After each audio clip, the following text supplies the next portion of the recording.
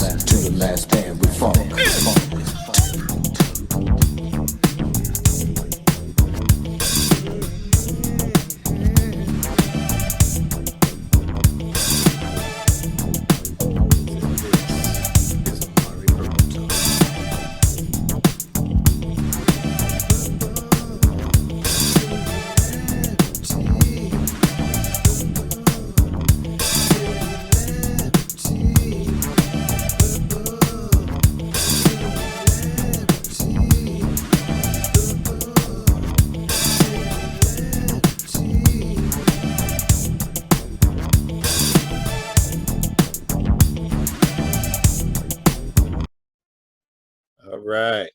All right. Welcome to Amari Purple Talk, episode 122. I'm Richard Cole, and I have a special guest this week. Brother I've played with way back in the day. Way back.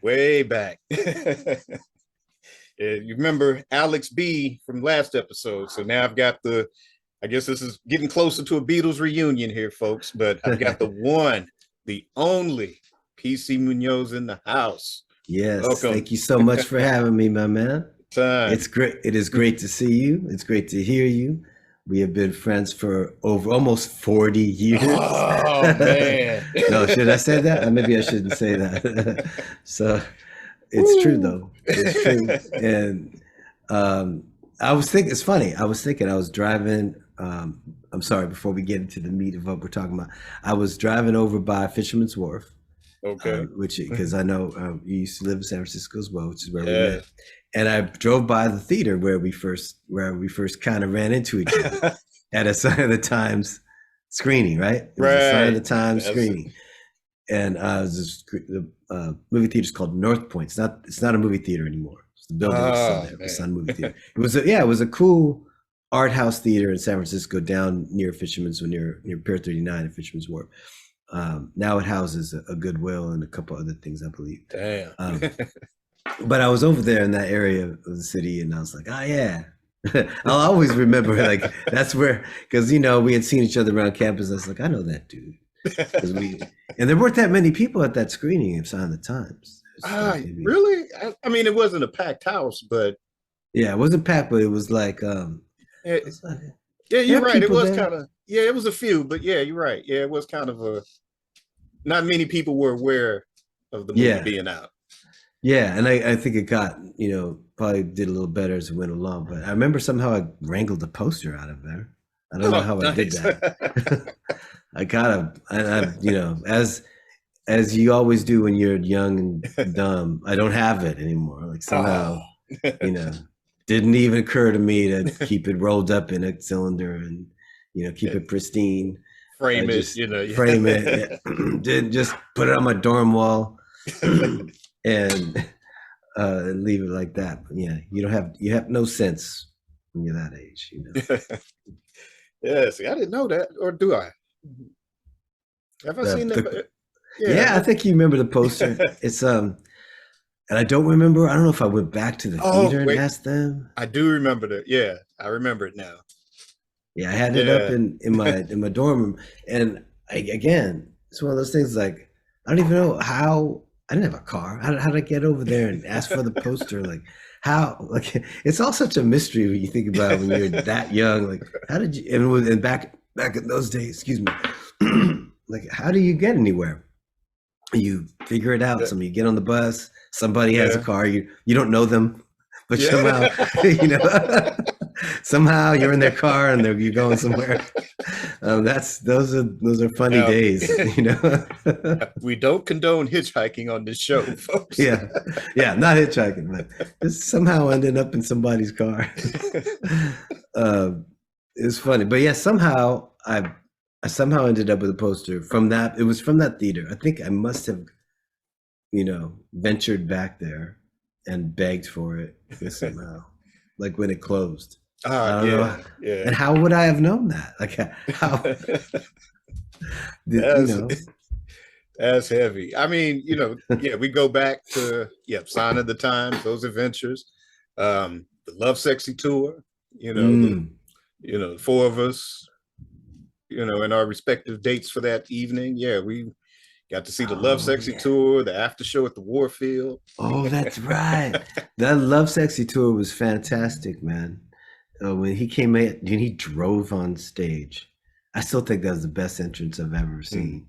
Better than the first arena show I ever saw was the Jacksons. Oh, okay, nice. Triumph.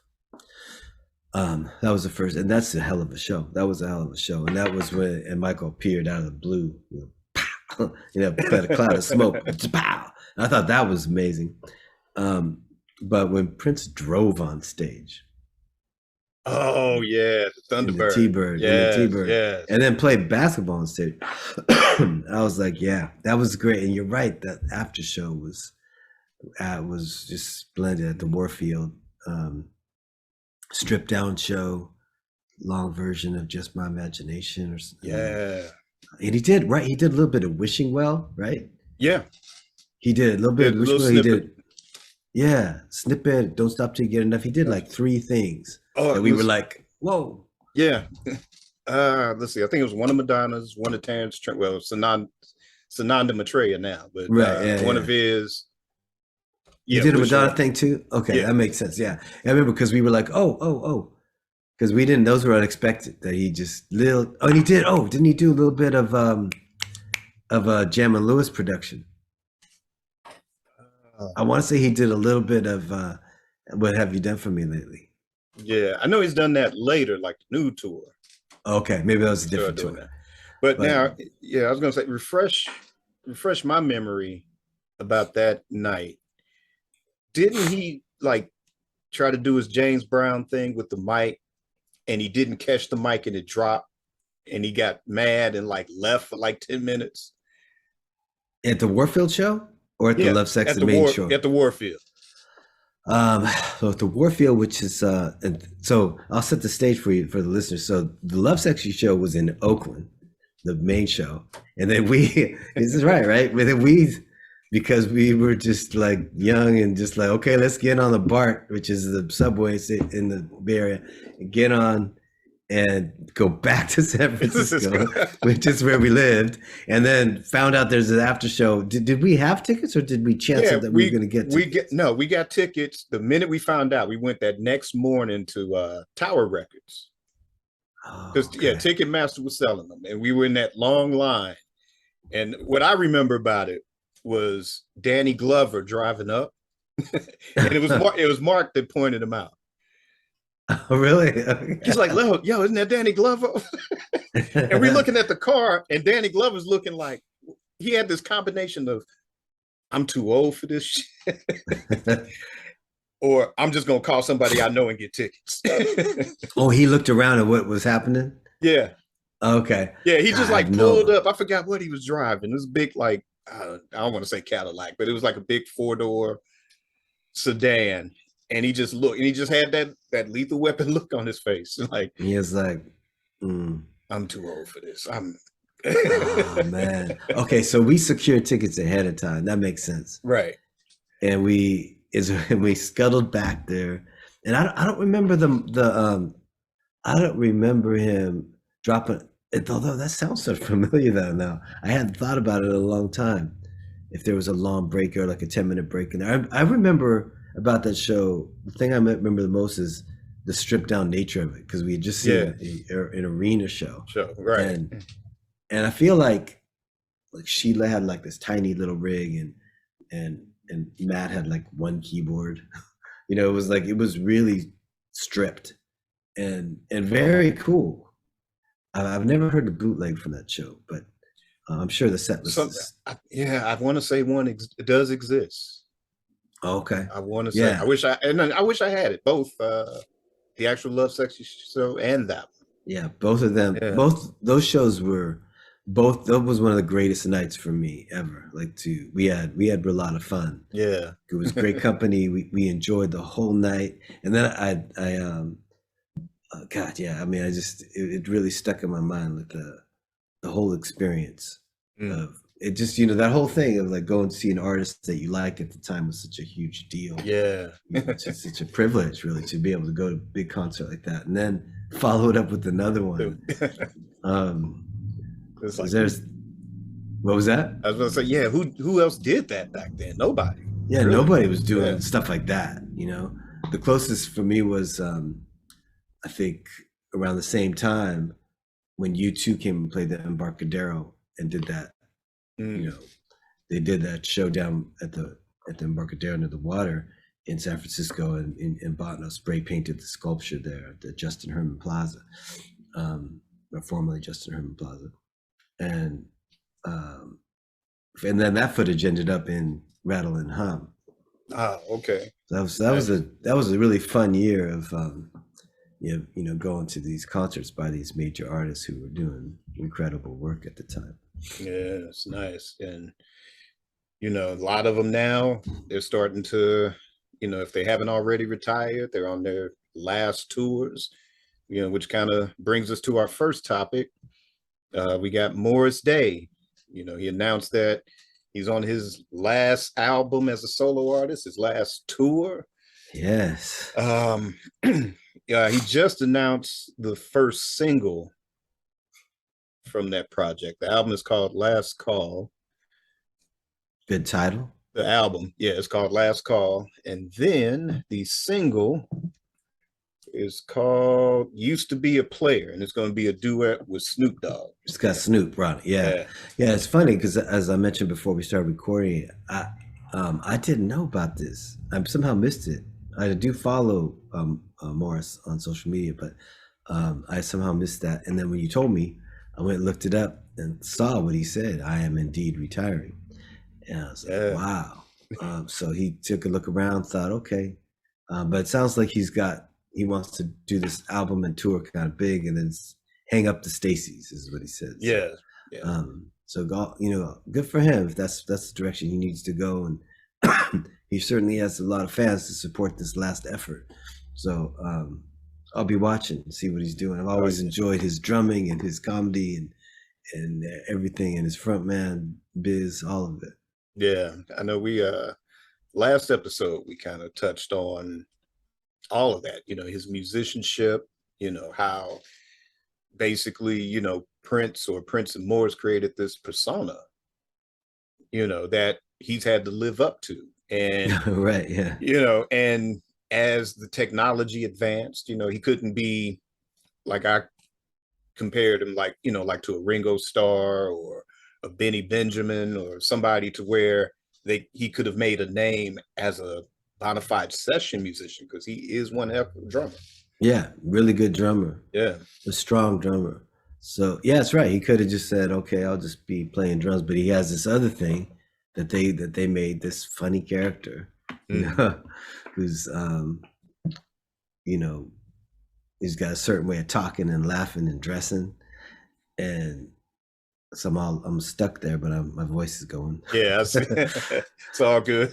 Yeah. The wonders of technology. Yeah, it happens from time to time. I'm sure I'll snap back. Double check my wife. Yeah, cool.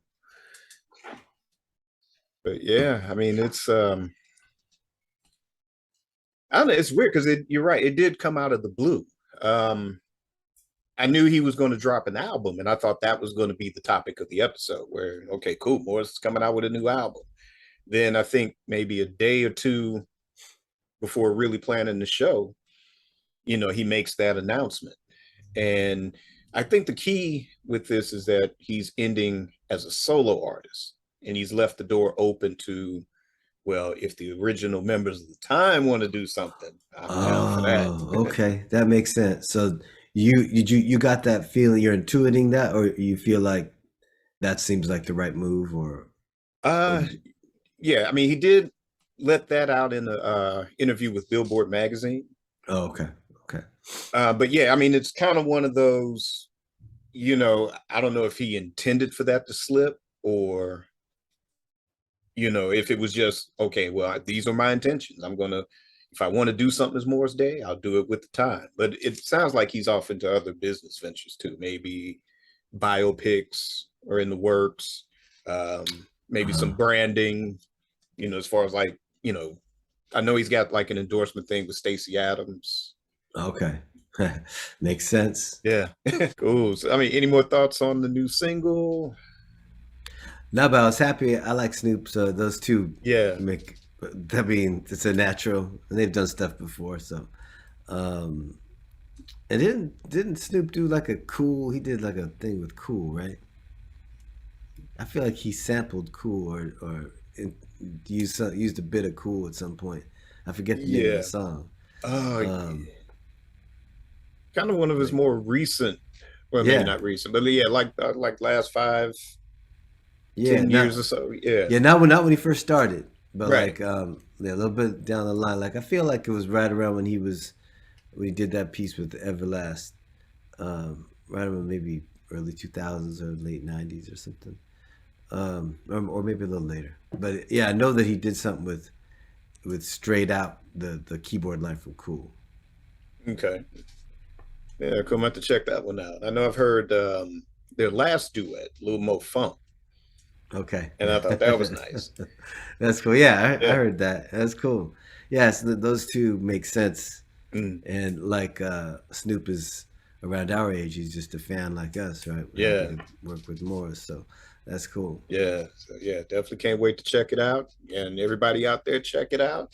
Let's support this brother on the closing of the solo career and wish him luck on whatever he does next. For sure. Yeah. So yeah, Morris Day. And we'll have more Morris Day later on in the show. But right now we're going to move on to some purple pieces. So just some tidbits of stuff that's been happening over the past week. We've got Jelly Bean Johnson that will be appearing in the Cutting Room in New York City. That will Nice. be, Okay. yeah, it'll be October 5th, 2022. So if you're in the New York area, definitely check that out. Mm-hmm. Um, got Steve Park. He's going to drop another book on Mm. April 23rd of 2023, and that one's going to be called Prince Icon. Mm. So like throughout spanning all the years that he shot him. Right. Yeah, kind of Okay. similar Wow. to the David Bowie book that dropped Okay. last year. Wow. Yeah. That's exciting. Oh yeah, can't wait for that. And then speaking of books, we got Dwayne Toothall that made his announcement on the podcast Juice episode.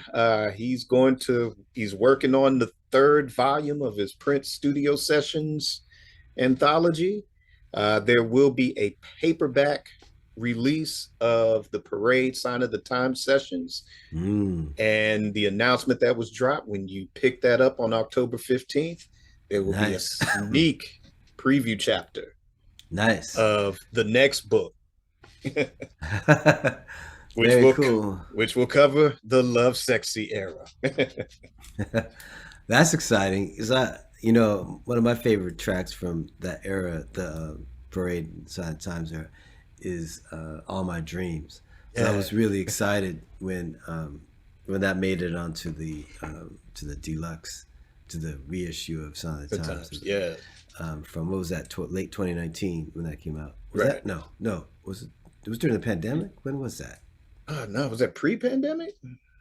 Sign of the Times was Let's, after. I think that was like wait, let's see. Let's see. The 1999 Super Deluxe, that was 2019. So that yeah, was you're right. 2019. 2020. Yeah, Yes, I think it yes, was 2020. So, yes. but I was so excited because I always loved that song and I always wanted to hear what it actually sounded like. So it was great to hear it, and I would love to learn as much as I can about those sessions and that everything that was happening there. Was really exciting, Mm, kind of baroque pop funk that they were exploring at that yeah. point. I'm about to say you put me on to that track, didn't you? I may have, yeah. Yeah. Somebody I probably got that from Anthony Two Moons, a photographer in New York, and he always somehow had access to something, and I would get a tape in the mail, and I was like, yeah, check this out, um, Yeah. and all those tapes are always like suspect quality. So and you feel a little guilty about it, as a fan. Until that one interview with Prince where he said, I don't mind as long as you You don't sell it. sell it. Yeah. Yeah. Yeah. So then I felt a little better about, Yeah. um, But yeah, back in the day. it was like people would just, if fellow Prince fans would just give you stuff. You just go like, I somehow have this. You wouldn't ask. You just go, okay, You remember I'll listen to it. remember Spin magazine? Mm-hmm. I remember buying an issue of Spin magazine, and in the back, in the ad, there was an advertisement for like a Prince fanzine. Hmm. And I don't know why that caught my eye at that point. We're like, Prince fanzine. Just send away for information. So I mean, I had nothing to lose. It didn't cost me any money but a stamp. Yeah. So I sent away for it. And what I got back were like these like Xerox copies of different, like it was a list of like different Prince bootlegs. So yeah, so it was. I never got the magazine, but that's There's what no they zine. sent. Yeah. So they were looking. Yeah, that's how they got you. Yeah. Wow. Yeah. I don't remember seeing that in the back of Spin, but I totally believe that story.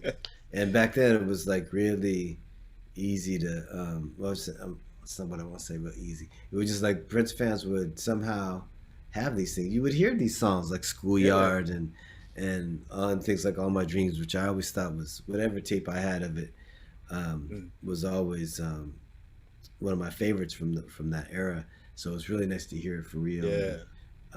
And I would love to hear more about how all that stuff went down. So that's cool. That's exciting. Yeah. That's cool. So now, did you have that volume in the Purple Rain Sessions volume, or?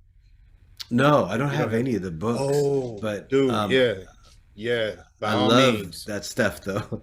I Yeah. love reading about the sessions and especially from whatever. Like I really like all of Susan Rogers' interviews and writings that she does about it because she's so clear and she's such an important partner for him. So I always like reading the stuff she says.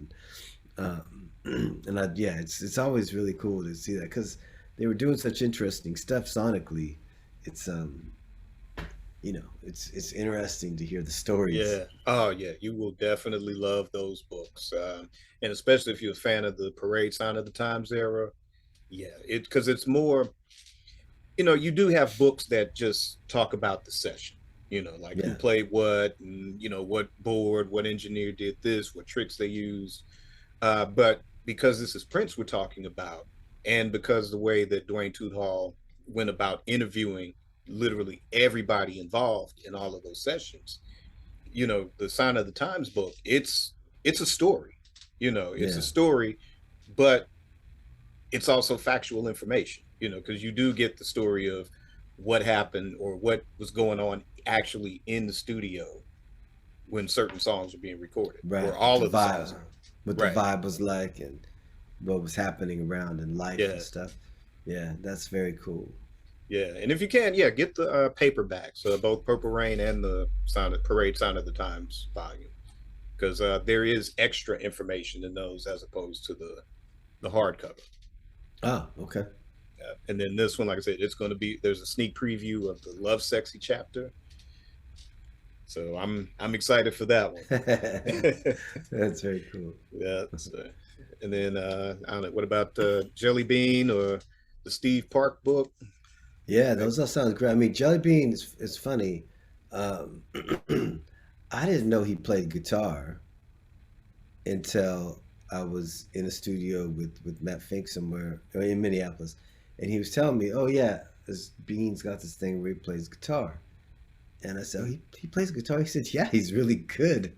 And I said, "I have no idea." And then I can't remember what happened, but he was telling me, he's like, "Yeah, he's great."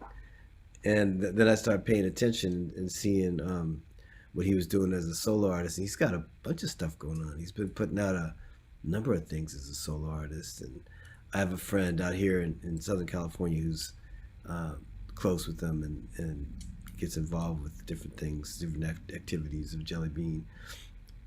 So it's nice to see. Yeah. It's nice to see these guys doing their thing and continuing these things.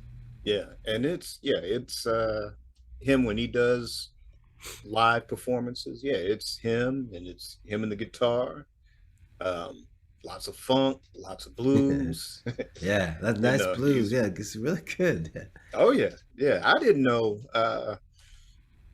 I'm trying to remember when I want to say maybe the first time I think I knew that he played guitar was on the Control album.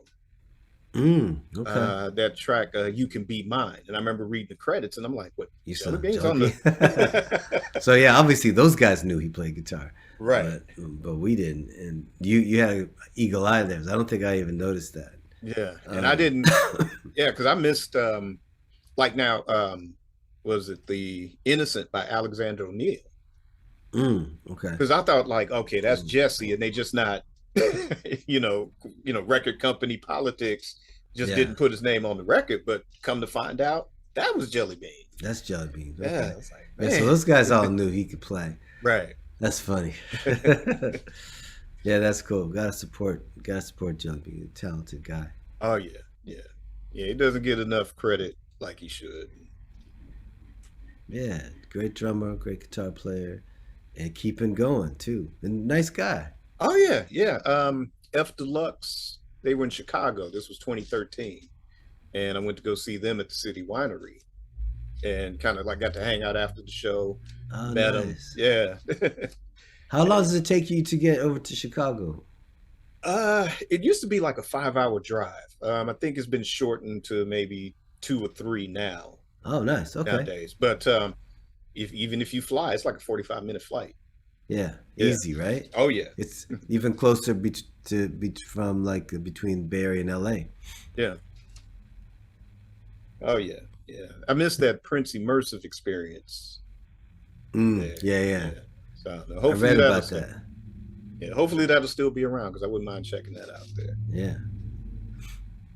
Yeah, that's cool. So all right, so Bean. yes. Yep, the man, the drums, the guitar. Now, we've been talking a lot about the Bay Area, and Mr. Munoz here is one of the, I don't know what we're going to call it, the pillars of Bay Area funk, I appreciate that. or what he calls art funk, or one of my favorite words from the man, ear snacks. Ear snacks. Yeah. I have stolen that and have used it for a lot of stuff over here. Ear snacks, yes. It's sort of Pedro Bellion. I wonder if I got that from him. Yeah, It's, rest in peace, Pedro. Rest in Yes. peace. It's, yeah, I like that. Yeah, Always with the ear snacks. yes.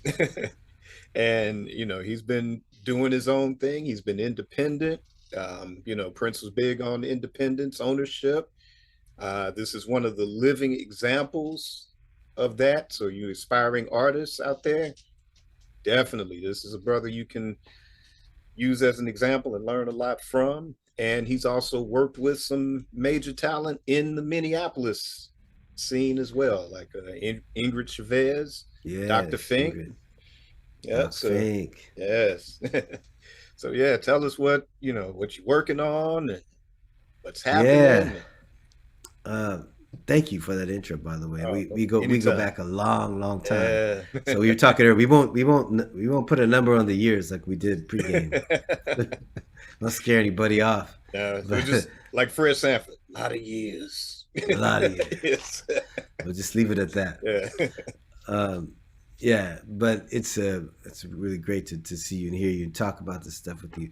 So yeah, man, there's a bunch of stuff. And we talked a little bit pregame about the thing I just dropped, which is a thing called Dance With You. It's a single with a singer from San Francisco named Amaliana, and then my son, Miguel, who plays flute. And we were talking pregame about, for me, this was a chance to kind of work on a track that my teenage son would want to work on, because there's a bunch of my stuff that he's not that into, and and that's fine. So I thought, okay, I'd like to get his talents on something I do, I gotta figure out a way to craft a track that he'd be like, hey, this is cool. Yeah. And so I started using some songwriting methodologies that I don't usually use, like using some samples and things like that, and just trying to craft a track that I thought, okay, he could dig into this, because a lot of the ways I'm getting exposed to current EDM and pop is through him. So I was kind of taking all that in and going, okay, how can I take those influences but still keep what I do and make something that he would want to play on? We ended up with this track, Dance With You, which is a lot of fun. Very cool to have my son on the track with me, and Amaliana, who's the vocalist on it. She's really great. So we dropped that in late July, and then I have this duo with the rapper Dem One called Right Starter, which is named after a Public Enemy song. Yeah. From Yo Bum Rush the Show. I love that record so much because it's just drums and voices. It's just all it is. I just love that so much. So getting busy while I'm shaking. Yeah, I on just the love that album. You on the ground, Chuck D. The public, Chuck D. So it's just, and that whole sportscaster thing he had going, it's just like, that to me is, I mean, I know everybody talks about Nation of Millions, and I personally love Fear of the Black Planet a lot, maybe even more than Nation of Millions. But Yo Bum Rush the Show, because it's so attached to me personally, it's like, it just, you just put that on, and You're Gonna Get Yours comes on. It's just like, yes. Yep. I just love all that. Oh, my 98. Yeah, so that just means, so man. that's and this rapper I work with, Dem One, who's from San Jose, we both are big PE fans. So when we were coming up with this duo concept, we're like, let's just call it Right Starter, as a nod to, because it's a very politically active kind of duo, and we just wanted to give a nod to Chuck with that. So we have a new single coming out called Write My Eulogy in Blood. And it is it's cool. It's really funky. It'll come out probably September 30th. Putting the finishing mastering touches on it now. But I'll get, like I usually do, I'll give you that sneak preview. Okay. Richard Cole always gets often gets the sneak preview before the public hears it, because he's the homie like that. So you're a dance with you. Thank you. When of course, and then right when my Eulogy in Blood's ready, I'll send you that thing so you can check that out, because that's a really cool one. It's it features an instrument I've been playing a lot called slapstick, which is it is, the best way I can describe it is an electric drum on a stick. It is an invention by a guy named Andy Graham, who lives here in the Bay Area, and it's just opened me up to a lot of things percussion wise as a drummer, and as just doing production stuff.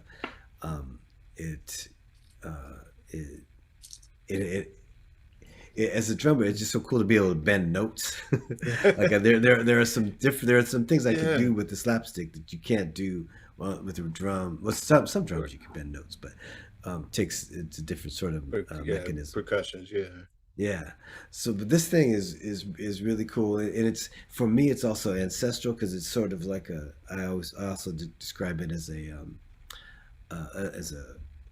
electric berimbau, or the balimbau tuzin, which is from Micronesia, which is where my dad's from, which is one of the one-string instruments related to the African diddley bow. So just it has this call of the ancestors, where it's rhythm and it's tone, but it's like, it has this really like guttural feel to it. It's real powerful and fun to play. And I've been playing it live. I played it at the San Jose Jazz Festival in July. Is that right? In August? Right. No, August. Yeah. Sorry, August. Right Starter played that festival. We played it with Demone, the rapper, myself, and Brian Dyer, who's a member of Bobby McFerrin's vocal group Motion, and really a lot of fun to do that. So that song, Write My Eulogy in Blood, has the slapstick all over it. Some really great lyrics and raw vocals by Dem One. So like I said, I think September 30th. Okay. Nice. Yeah, I can't wait to hear that one for sure. And, yeah. And then Dem One, was he part of that show you did with and this is cool too, where you took like the music of Prince, but then you sang Bob Dylan? Yes. Oh yeah. Yes, and vice versa. So yes, we did we did Positively Alphabet Street. That was what we called that show. Positively Alphabet Street, a tribute to the other Minnesota Twins. Yes. Oh yeah, you came to that show. Yeah. Yeah, because I do these concerts at the Berkeley Art Museum in Berkeley, California, about once a year. Myself and Sean Carson, who's one of the programming people there, been very kind to me, to just always down to uh, helped me bring my concepts there. So that one was, I said, I'd like to do this mashup of Prince and Dylan. And, some other people might run scared, but he was like, yeah, let's do that. So, yeah, we did a mix of, sometimes it was Prince lyrics over Dylan music. Sometimes it was Dylan lyrics over Prince music. Sometimes it was both and everything all at once. Mashup, true mashup, yeah. Yeah, true mashup. It was, but some of the things were really cool. Like we did, Gotta Serve Somebody over Sign of the Times. I remember that. Yeah. That was one of the highlights. That was a cool one. And then, you're right. Dem One he rapped Subterranean Homesick Blues over Let's Go Crazy Groove. Yeah. And it was rocking. It was a lot of fun. We did It's All Right, Mom Only Bleeding. We did a little bit of Tangled Up in Blue with When Doves Cry, I want to say. Yeah, that sounds, because I like, Tangled Up in Blue is one of my favorite Dylan tracks. Yeah, that's fantastic. I'm pretty sure we mashed that with Doves. And we did that the whole night, and it was lovely. And I actually wouldn't mind doing that show again. And yeah, you came all the way out. Oh yeah, I saw that show. You announced that on I think it might have been Facebook, but yeah, you announced that. I'm like, I got to see this. Yeah, and it was so cool. Because I knew you were gonna pull it off. It was like, I have to be here for that. In fact, you do it again. Look, even if I'm just in a corner banging a tambourine, I just want to... Never mind so the bass. You got good bass players. I'll just show up and be right there. That was so cool that you were there. Again, it was like a super fun show to put together. And we also, in the middle, smack dab in the middle of that show, because I think it was John Cage's birthday or something, we did a John Cage piece right in the middle. We did 433. Mm-hmm. We did 433 right in the middle of Subterranean. We paused for 4 minutes and 33 seconds, and everybody just stared at us, and that was interesting. Yeah. And then later I bragged that was the funkiest version of 433 ever. Yeah. Oh yeah, some fun. That was fun. But yeah, good memory. That Dem was he joined us and did that Subterranean that day. Yeah, so that was a cool show. Did you ever get any feedback from, like, did Prince ever hear about it? Because that was 2013. So yeah, it was before Prince passed. Yeah, I don't know if he heard about it or if Dylan heard about it.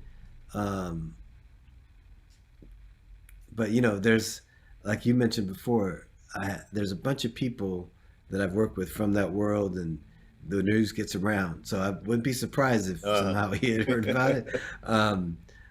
But I never got any feedback from those people themselves. But people who came to the show loved it. Yes. And I was really grateful for that. We did it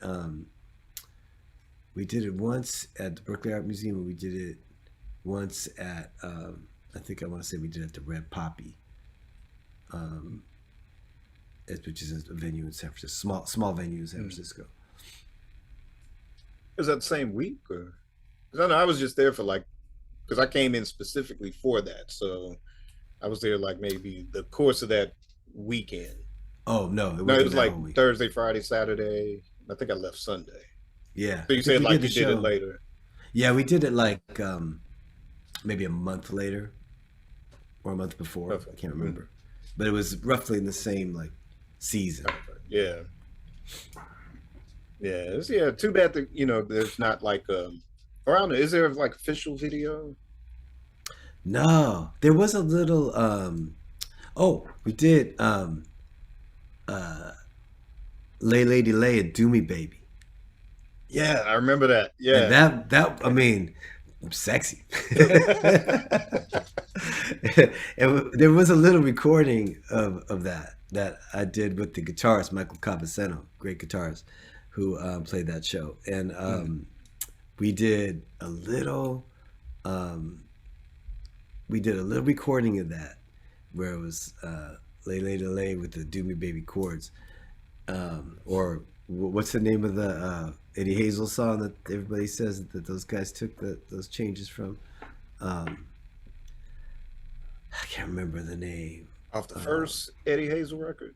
Yeah, there's an Eddie Hazel track that everybody goes, wow, Andre and Prince just they must have been listening to a lot of that Eddie Hazel record, because there's a few chords in there that you can hear what they're talking about. I can't remember the name of the song. I have to look that one up, because like it's funny you mentioned that, because every time I hear Hard Rock Lover, it's like I know he definitely pinched a lot of those chords and scales from March to the Witch's Castle. Okay. Funkadelic. Yeah, so there's a different like Funkadelic. I mean, obviously he was listening to Funkadelic, and to me, he was also always listening to a lot of Stones. Oh yeah, Like, yeah, like that. yeah. Like to me, that's like there's like stuff I didn't even think about. Like to me, Uptown has like a connection to Miss You. Especially. Yep. Little Red Corvette has a connection to Start Me Up, and Thieves in the Temple has a connection to I can't remember Love Comes. I can't remember the same thing. The first line is Love Comes in the Stone song. Not Love Come Quick, but something else. I can't remember exactly the name of the song, but you know, he was good at that. He was good at like being inspired by something and make something and make it his own.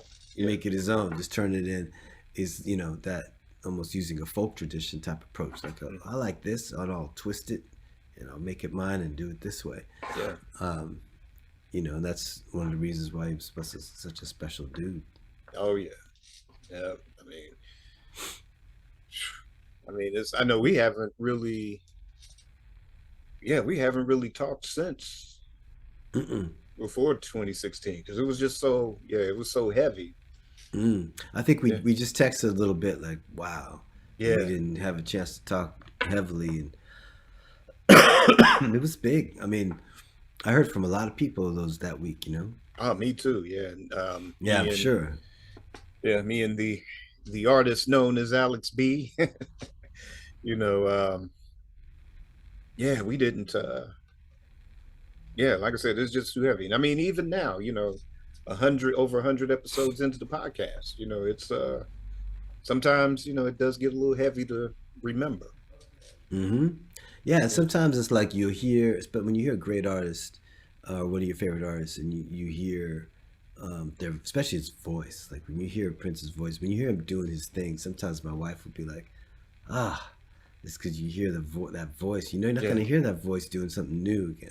You can hear all the things that you love, and that's still great, of course, but you'll never hear him doing something that you haven't heard, other than the stuff that's been recorded. It's in the unless it's in the vault. You know? Yeah, exactly. Except for stuff that's been recorded will come out later, but he's not able to do it live anymore. And, same thing without, you know, Eddie Van Halen. I had some Van Halen on in the car over the weekend, over this just, you know, yesterday. I was like, nobody play like that. People can copy him, but there's nobody that's gonna voice things the way he did with that funky rhythm and those stings and the way he played. Yeah, it's like just you miss. You know, that's why it's good to give them their flowers and enjoy them while you can. To see them if you can. Because people like that, like Edward, like Prince, it's important for musicians to go and appreciate them. Oh yeah, yes, definitely check them out while they're here. Sure. That's Mr. PC Munoz, and like I said, the upcoming projects. Definitely check it out. I mean, check out a lot of his past work as well. I mean, this, you know, very creative. Thank you, man. Yeah, you can check out stuff at pcmunoz.com, pcmunoz.com, or the Bandcamp page is my name, pcmunoz.bandcamp.com. There's a bunch of stuff on there. Lots of different things. Yeah, between the new single Dance With You that just came out, and then the Right Starter single, which will be on my Bandcamp page. And you can also check out rightstarterproject.com, where there's a bunch of info about Right Starter. And then later this year, there'll be another duo album with the piano player Ira Kamen, who's from out your way, Midwestern guy who came out to California with Michael Bloomfield. Okay. They were best friends, came out together, played some blues, came to the Bay Area, landed, immediately got involved with all these different Brewer and Shipley and Mother Earth and all that whole crew. and I met him because we played gospel together, and his style is kind of like this wild avant-garde classical, avant-garde jazz, free blues. It's very difficult to explain to describe. And when we play together, it's wild. And we made a record in 2013, so almost 10 years ago, and we're going in for more sonic pugilism in October. Nice. And the follow-up will come out before the end of the year. We will have the follow-up album to that record, piano and drums, Ira Kamen and PC. So that's another one. So it's a good year for putting stuff out. Oh, yeah. Like I said, can't wait to check out all of it, man. Yeah, thank you, man. Thanks for your support over the years. I was giving a shout, and and coming out. Yeah. That was, like I said, that was one of the coolest moments for me, was when you were like, "Yeah, I'm coming for that." Yeah. I knew you were going to, because a lot of people say they're coming for something and they don't come, but Oh yeah, I know. Yeah, I know. I got to stop doing this where it's like I feel like a comet or something, because it's like, oh yeah, I just show up every 10 years. It's like, man, no, I got to find a way to come out there more often. Yeah. Oh yeah. There's a picture of you from like 2003, which was 10 years before the. You're right. Yeah. Damn. So exactly. Yeah. 10 And you years. came to see the Amen Corner, right? You came to see the Amen Corner. There's a bunch of shots of you and a few different people at that show. Yeah. So you do, man. Next year. Yep. You're right. on your comment tip. Yep. Cool. Yeah, I know this Zoom link here. I think it's going to try to shut us down in a few minutes, but if that does, then through the magic of editing, okay, we'll reestablish the link, and then we'll go from there. But yeah, we'll keep it going. So we're gonna move on to the flashback portion of the show. Okay. Yeah, and we're gonna flash back, since we talked about the last Morris Day record. We're going to talk about the first Morris Day record. Oh, yeah. The Color of Success, which came out, I think, September 11th of 1985. Wow, I remember that. I remember the single. I remember seeing that album, wonder what was going on. Back then, you're young. You don't really know what's going on. Right. Yeah, we didn't have no internet, no Twitter, social media, nothing. It's all magic. You don't know exactly what kind of personal things might happen. You don't understand the business. You don't understand any of it. All I knew was, what? It's his name, like, and you just, you have no idea. And like nowadays, you just pop on your phone and Google some, find out whatever it is, whatever's up to it. Like in the case of Morris with this record, I'm coming out with a record. You don't have to wait for the next issue of Rolling Stone or the next issue. In this case, back then, it was Right On magazine. Right On. Yeah, and even then, you didn't get really the whole story. It was just like rumors. No, Cynthia Horner held back. Yeah. Holding out on us on this one. Yeah, I loved that magazine though, because they did that one new wave issue with Prince on the cover. Yeah. And they did, well, because I had a massive crush on Janet Jackson, and they used to have some cute pictures of her. Oh yeah, dude. We all did. Yeah. So it's like they had some. I still got the first record. Oh yeah, she looks really cute on all those pictures in the first record. When that first record, like Young Love. Was that a big single? What was this? That was the first. Yeah, the first single, and then I don't know what else. There was another one. It was the one. I think it was Foster Silver's. Oh, I don't know if I can't remember if Howard Hewitt had anything to do with like the writing or something, but it was Foster Silver's. I think did most of the track, but it was kind of a new wave. Kind of a track. Come Give Your Love to Me. That track. I think it was the last song on the record. Yeah. Yeah. That's on that record? That's on that first record? Yeah. Okay.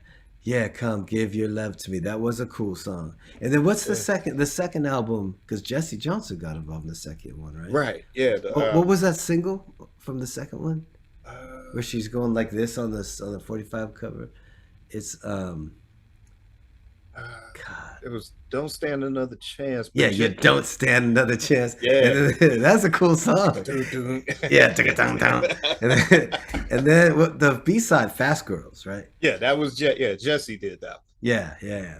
Yeah, you don't stand. Another Yeah. chance. Yeah. That was cool. Yeah. Yeah, God.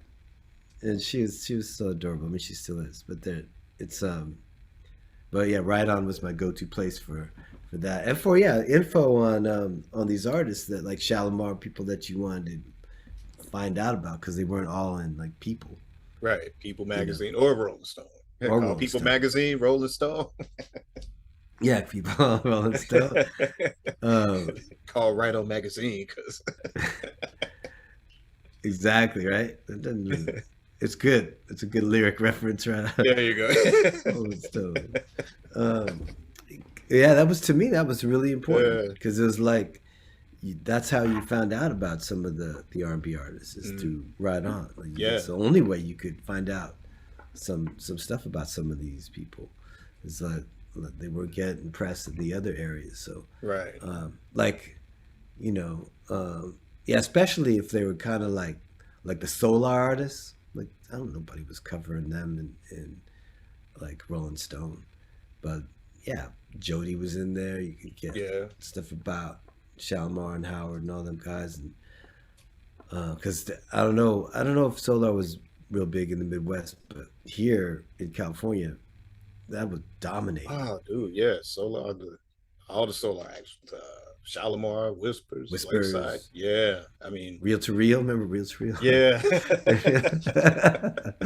And a Collage.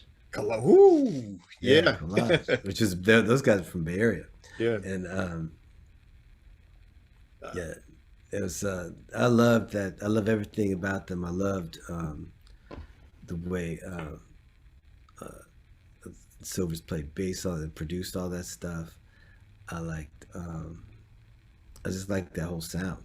You know, they did so well. Sound of Los Angeles, building this sound up, and yeah, and Right On was a place where you could learn all about it, all about them artists.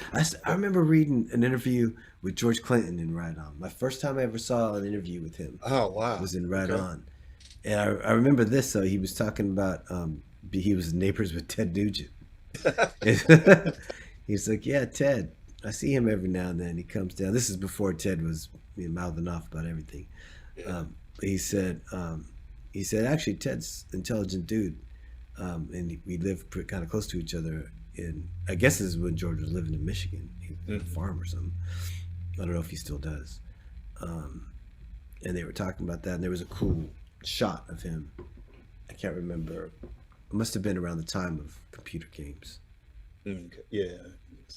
All right. So cool. We were stalling here because I know it's going to try to shut me down again. Okay. Yeah. All right. Yeah. Thanks to the magic of television, we are back.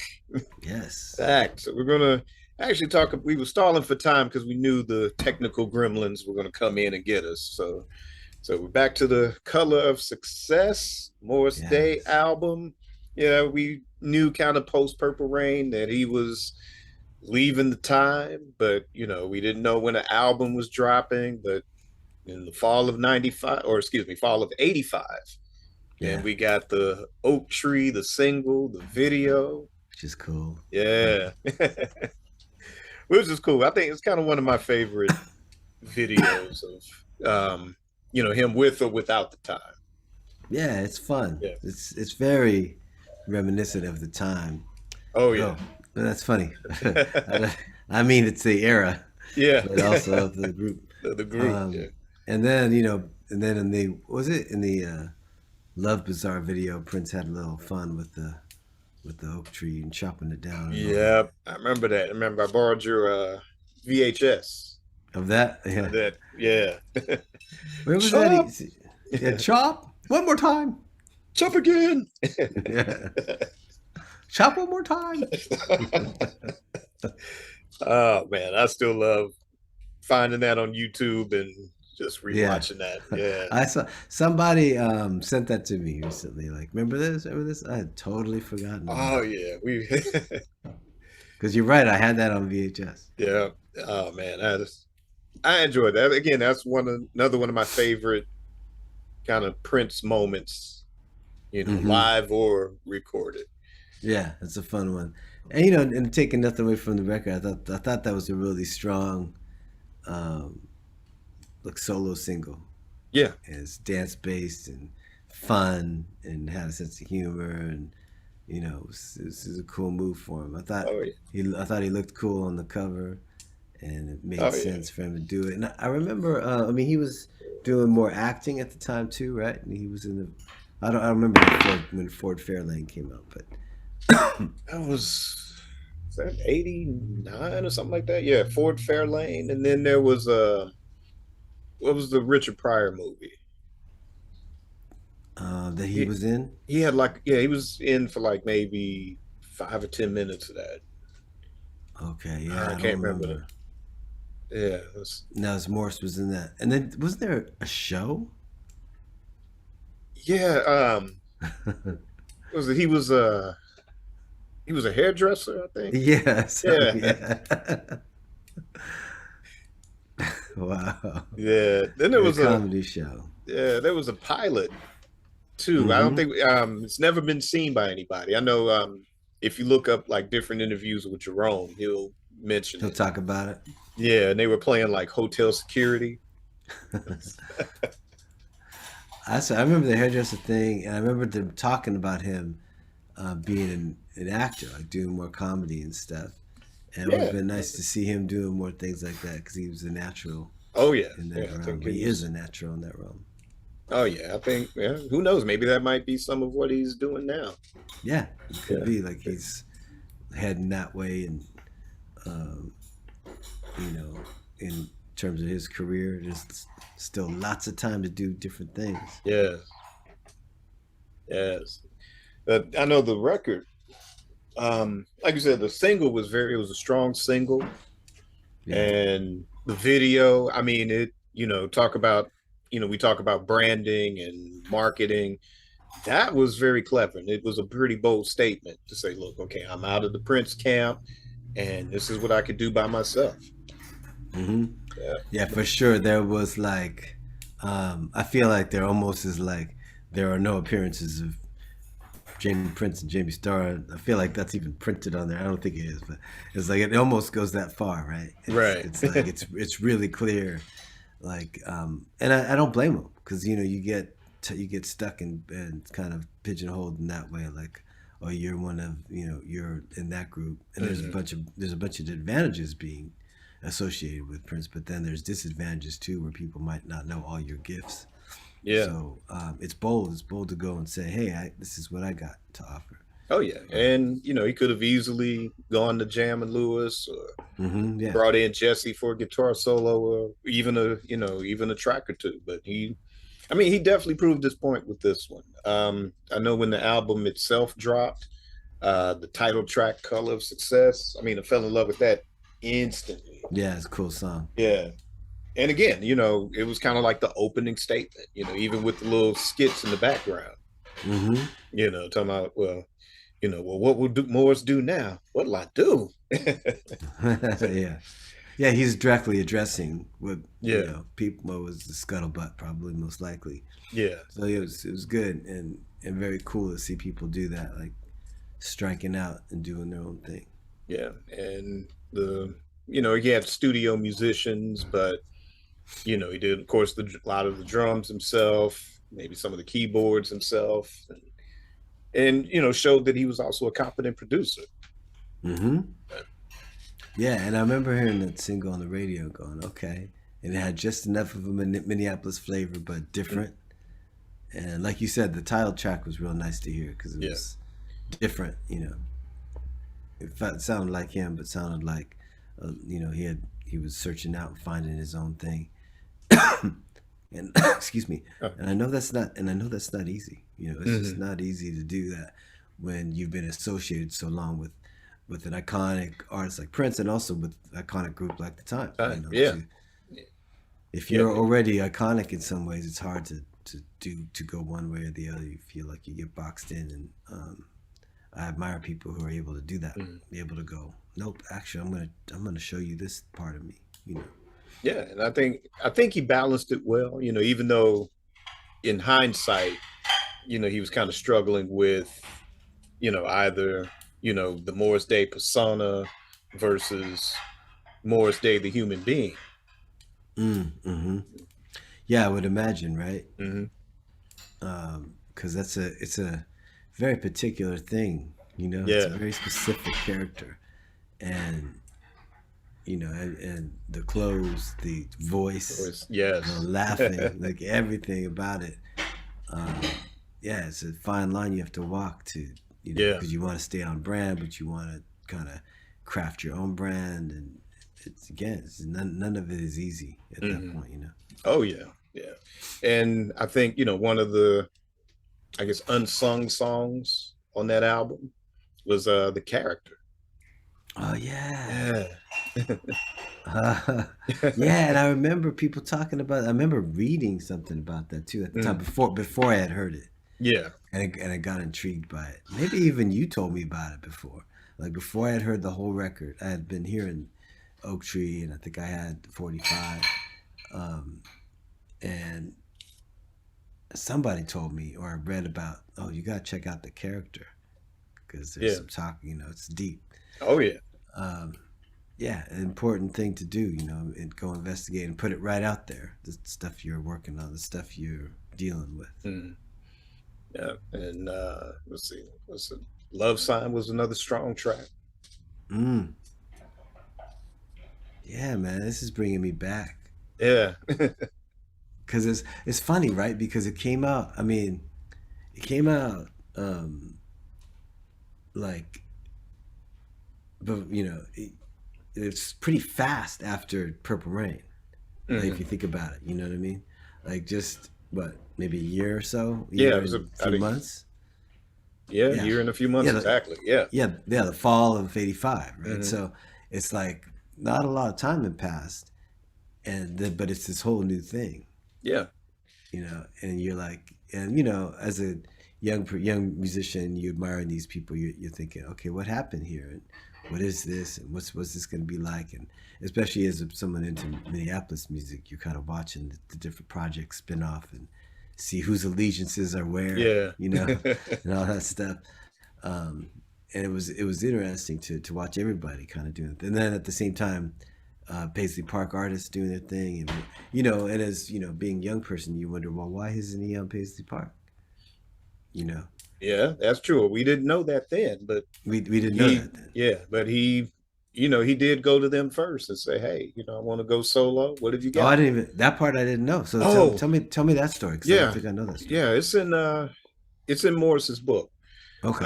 But yeah, he went to the Prince camp and said, "Hey, or he went to the managers Cavallo, Oh yeah, yeah, those Paulo, guys. and Yeah. McNo, yeah, and said, "Hey, I want to go solo and I want to do an album."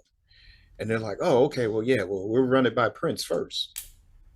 And so they come back and they say, "Well, Prince says, cool, you can go solo, but he wants to be the executive producer." Okay.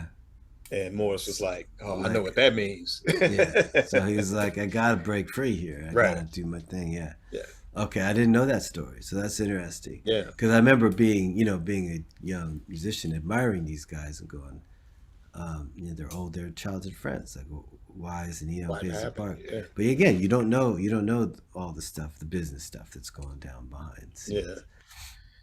Yeah. That sounds about right though. Yeah, it's fun. It's weird because it's like, yeah, we didn't know all of that. We had the mystery and the mystique, but then now, as the years have gone by, it is interesting to learn about it. And then For sure. some cases too, it's like, yeah, but it was more fun with the mystery. Yeah, exactly. Yeah, Like when you sort of came up with the stories on your own, or it was just left to wondering what it was. like You know, it's like, what is that? Or even just some of the stories about this, or just the songs. Who exactly is doing what? It's nice to read the info, and then it's also kind of nice to go to dream. Or maybe that was Wendy playing drums on there. yeah, Um, you're right. Sometimes it's like all the data we have now can be overwhelming. yeah, yeah. But no less, it's still fun. It's no fun. It's still fun. It's I still think, fun. because even back when we were, 19, 20, back in those days, we were like, oh yeah, somebody's going to come out with a book or somebody's going to tell the story. Yeah, exactly. And now, Someone will tell the story. yep. And then, here we are. I still can't find that Richard Pryor movie with Morris Day. The Morse is in it. Yeah, I can't think of the one you're talking about. I definitely remember Fort Fairlane. I remember the show, Uh, um, and I remember him talking about going solo. And he was in Random Notes. I remember that there's a picture of him in Random Notes in Rolling Stone, and he was talking a little bit about his direction and like leaving the time and stuff. And I remember being excited like about what he might do, and but I don't remember the Richard Pryor part. I'm yeah. sure once you say the title, I'm sure I'll remember. Oh yeah, I found it right here. It was titled "Moving." Oh yeah, yeah, yeah, Yeah, yeah, yeah, yeah. and it was Morris Day, and this listed here is he was cast as Rudy something. It's got the something in the quotation marks. And I remember the scene. It was like Stacey Dash played Richard Pryor's daughter, Ah, and okay. she meets Morris Day, and he was kind of like this. He was kind of like this pimp, Yeah. but yes, but she brings him home, and it's like, yeah, Dad, yeah, this is the guy I'm going to marry. And Richard has to react to that. Right. That's cool. Yeah. That's cool. I'll check. I'll try and look for that scene. Yeah. The classic. But yeah, I mean, yeah, you're right. He could have had a good career as a movie and television personality. Yeah, he definitely had the comedic touch. In fact, I remember when Purple Rain came out, so many people talked about him. Yeah. Yeah. Just his timing, and his presence and his style, and even his acting. Like he has one of the biggest emotionally revealing uh, scenes after he teases the kid, and then he feels bad, Yeah. and then you show him that, and that's acting. Yeah. It's like, and that fell on Morris to do that, to have to go somehow impart that he's posturing this stuff, Right. but he actually, as an old friend, did felt bad about doing that. Right. And I remember that scene really well because it was like, it was very human. It's Yeah. like he's being Morris in front of everybody, but really, it's not cool to say that to Right. somebody whose family is clearly messed up, and you're just piling on. And Just adding to right. yeah, and then you see, like, you think, man, what cold dude, but then they bothered to show that scene where he's Mhm. like, reflecting on that and clearly not proud of what he just did. Yeah. Exactly. Although it was a funny line in the moment, right? Yeah. Yeah. I think, even in It's a cold roast in the moment, but on the it, human side, it was one of those, it was kind of like, oh, yeah, yeah. It's yeah. a cold roast in the moment, but not the Yeah. most kind. Bad. Yeah. Yeah. That was pretty bad. But yeah, I don't know. It'd be interesting to see what he does next with it. Like I said, it was a good, strong start. I think it went gold. I think. I believe it did. Yeah, Yeah, it did well. yeah, and he Yeah. kicked off a pretty strong tour with it. I saw him at the Budweiser Superfest, and that was like Mm, in '86 when he yeah. was touring in support of this album. And it was kind of weird not seeing the time behind him, but he still has some pretty strong musicians Yeah. with him, and he still put on a pretty good show. The Budweiser Superfest. I saw the Budweiser Superfest in '84, I think, and it was the Deal and Jesse Johnson and Tina Marie, Oh wow. Whispers, and Maze. Oh. You know, I learned a big lesson that day, Richard, because I was thinking, I got the tickets just to see, you know, because we were youngsters, we wanted to see the people that were Jesse and Deal, you know. Yeah. That's kind of why I went, and Tina. So, and I mean, I liked Maze because but to me, they were like a local band. Like, you know, they were local. They're an Oakland band. I was like, that's cool. I'll see Maze because they're a cool local band. I didn't realize how gigantic they are. They're just, dude, yes. they headlined that show. I thought they were going to be somewhere in the middle. This is no cap. This is me being clueless. Like I was, you know, the teenage boy going, I came to see Jesse Johnson, Minneapolis Funk. And then I knew who Maze was, and I liked them, but I was not thinking they were headlining. I was thinking, oh, they're probably open because Jesse Johnson was in the time. You know, that was in my head what was going to happen. And then Tina, I figured, would probably either be close to the headliner, but that's how it went. Deal, no, I think Jesse was first. No, it was Deal, Jesse, Whispers, Tina, and Maze. That sounds about right. Yeah, and that sounds like, knowing now the music business, that makes total sense. Yeah, that's really the only way at that level. I mean, it'd be ridiculous if Maze opened for these young upstart artists. It makes zero sense. Well, now if Jesse had the #1 record, you know, then it would have been something else. But that's, I mean, just like, you know, that was just me having no clue about the music business and what's really happening, because Maze had a much bigger reach, and especially if the show was in Oakland.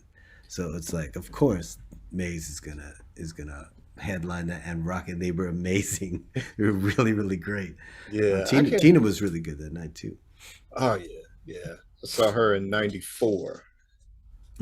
Yeah. I'm trying to think. I can't remember who headlined in '86, but I can't remember the group before them, but then it was Morris, then it was New Edition.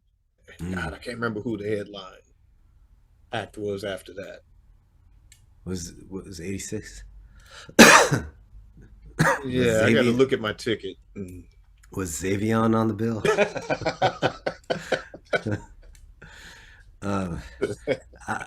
No, they were not, and neither was Dream Boy. They were not on the bill. And just in case any of Xavier's watching, that is not a diss. Like, I liked that band. I thought they were cool. I just trying to think of who would have headlined that. I guess we could probably look it up.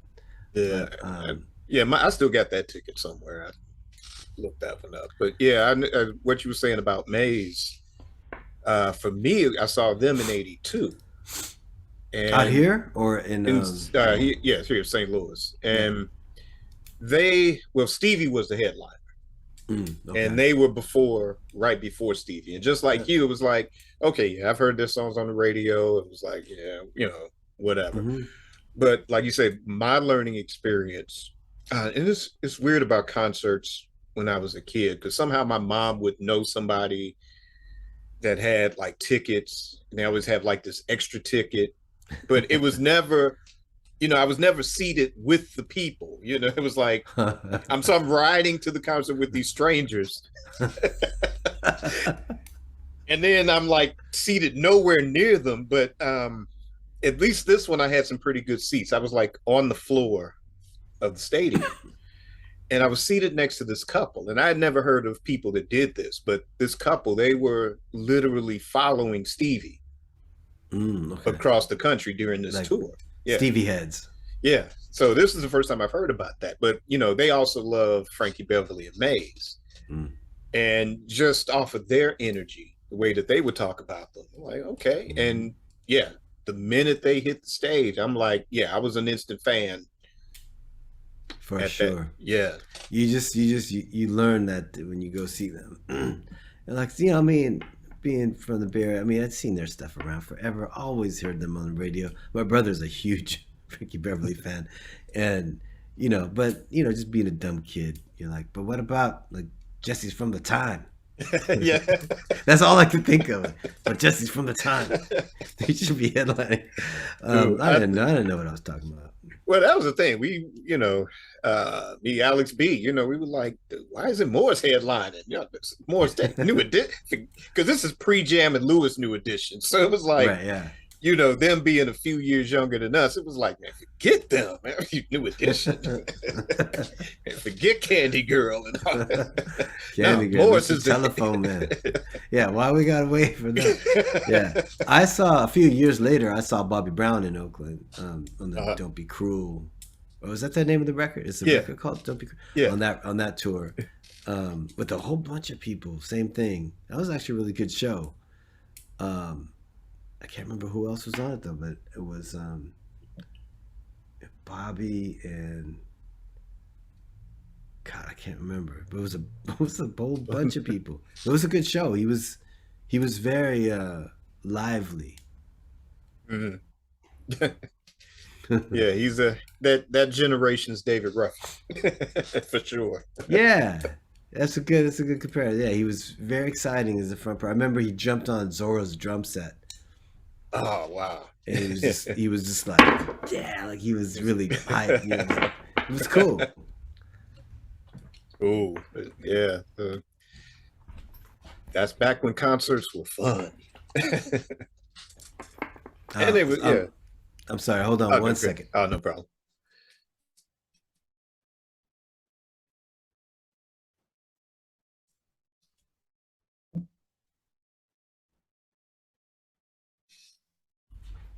Hey, sorry about that. Oh, no problem.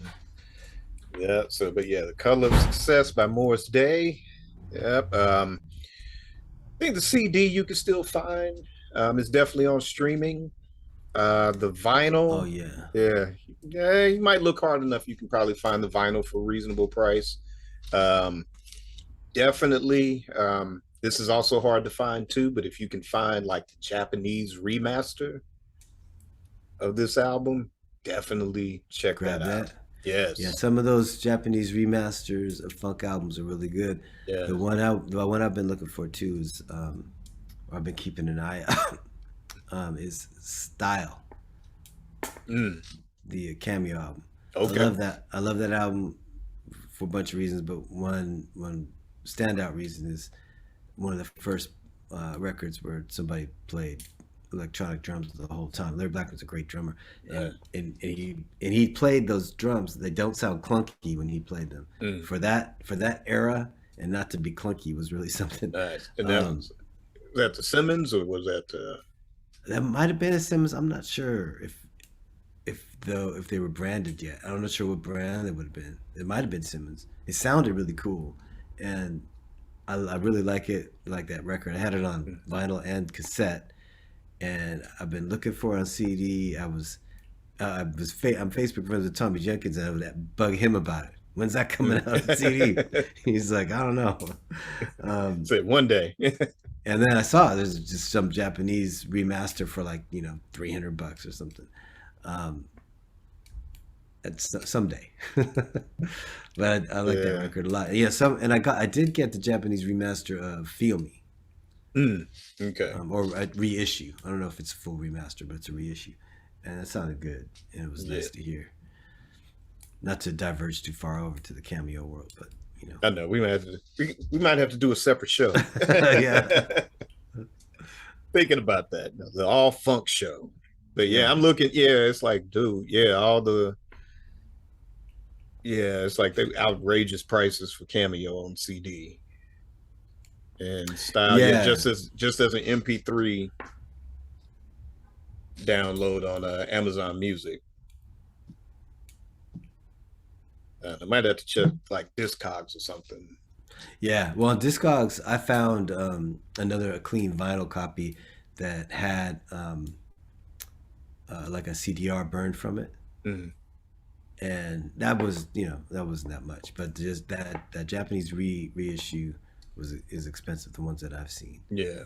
a little prohibitive, but like you said, if I hadn't heard that about the Morris Day one, but if it's Yeah, they were issued, I want to say either 2013, 2015. okay, One of the listeners on this show got me some digital files of those, and man, I mean, it's sound really amazing. good. Yeah. I do have a physical copy of What Time Is It? Mm. And I'm going to actually do a CD versus vinyl. So it'll be that Japanese Oh, nice. Okay. CD versus an original pressing of the What Time Is It vinyl. So Oh, be nice. on the lookout for that. That's cool. I copped the Andre Simone reissues. Yeah, I missed out on those. I think, yeah, no, they want $100 for those now too. Oh, really? Oh, I got them really early, so I didn't. Yeah, I got them at a decent price, but it's cool to get all the 12 inches and stuff all in one thing. And that track Red Light, which was yeah. the B-side dip track. I really loved that song. Really nice to get that on the Okay. AC extended. Sounds really nice. Yeah, cool. Yeah, I guess I might have tracked down. I think Surviving in the 80s is still a reasonable price, but the first, yeah, the first and then the last album of that 80s period, Yeah, yeah, it's like the prices have just they're skyrocketed on crazy. those. Yeah. Okay. Well, I'm glad I got them when I got Yeah. them. Yep. So I mean, we got to save the funk. Let's, get on these record labels and or get these artists to get their masters back, and Yeah. yeah, so we can get this stuff back at a reasonable price. Yeah, 'cause it's a little crazy when it's all these colors when they're just stuck in collector world. Yeah. Because then it's. I mean, when most stuff is just available for streaming now anyway, Yeah. makes it kind of difficult. um, but brings you back to those days when you would hunt for something too. So Yeah.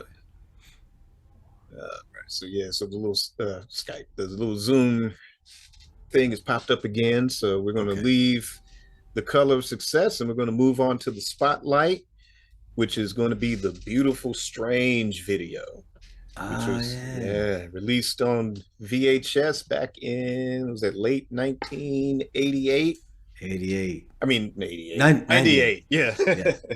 Back in 1998. And the first half of the video, was a interview with Prince done by Mel B of Spice Girls fame. Mm-hmm. And the second half of the video was a concert. It was in London. I can't think of the name of the club at the moment, but probably, one of a pretty good performance Mm-hmm. by Prince. And there's still little clips of that online too, broken up. Yeah. YouTube. Yeah, I think now that the estate, I think they put up a bunch of clips from that.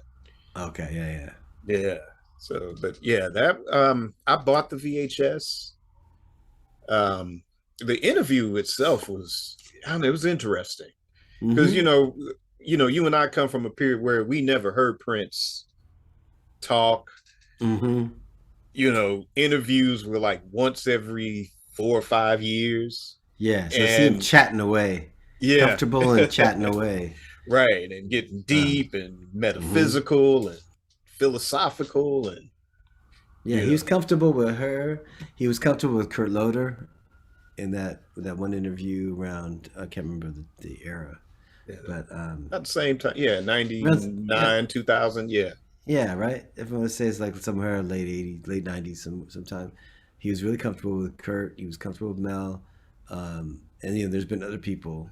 I think he's kind of like a lot of introverts, where if he doesn't know you, it's all clam, but once he likes you, you might become a chatterbox, and just feel like, and just spill it, and that makes sense because you want especially if you're a celebrity, you gotta be guarded in some ways about what you talk about, but if there's a homie next to you, you can talk really freely and feel okay about it. Yeah, and he's definitely feeling fine with her. Oh yeah, I enjoyed it. Like I said, especially this period where he's no longer tied to a major record label.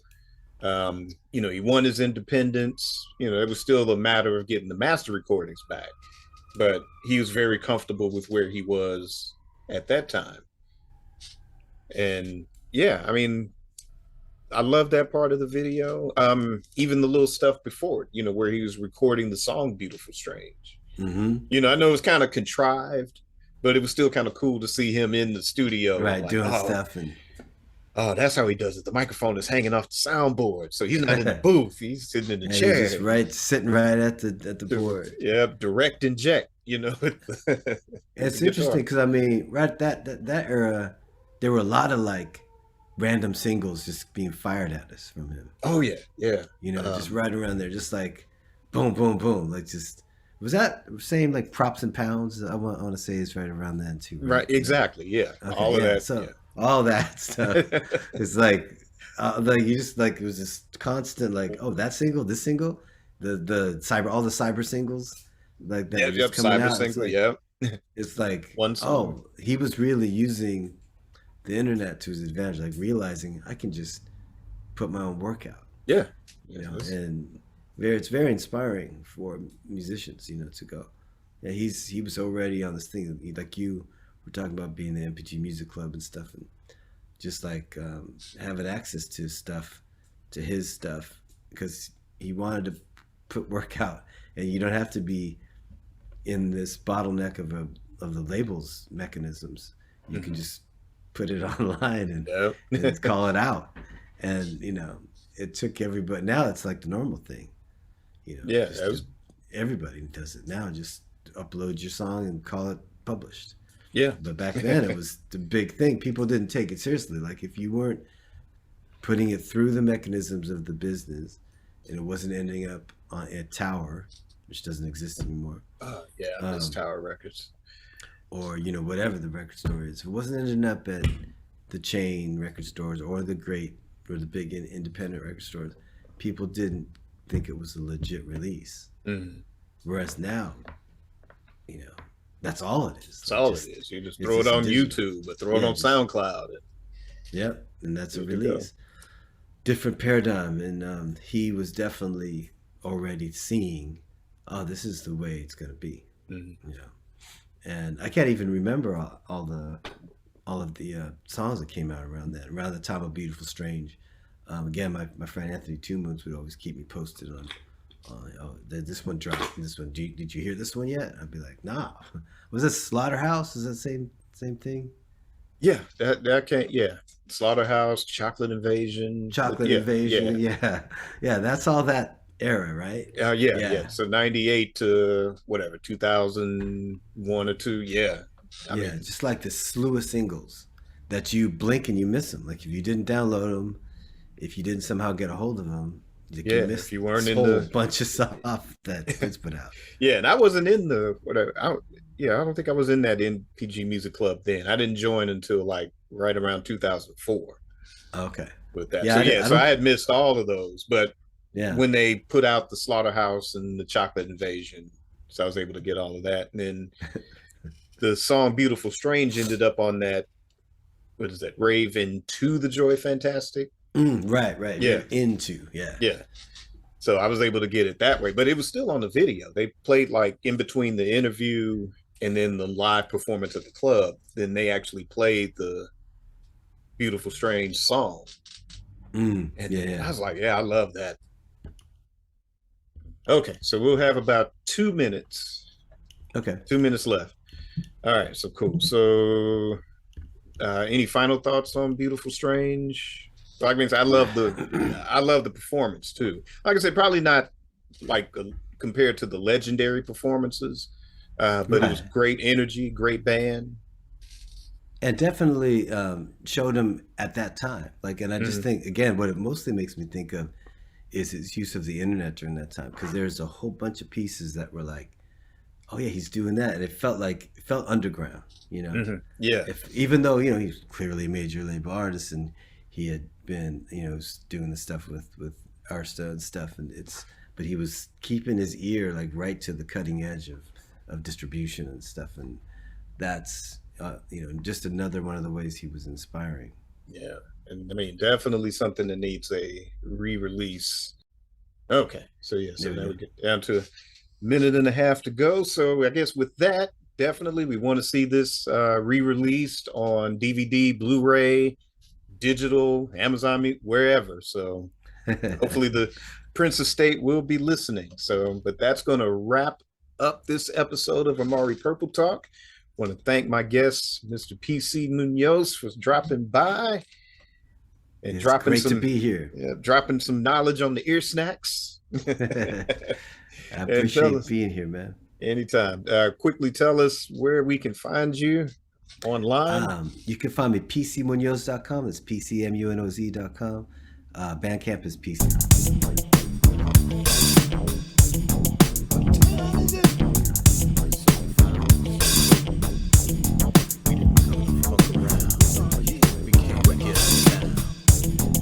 To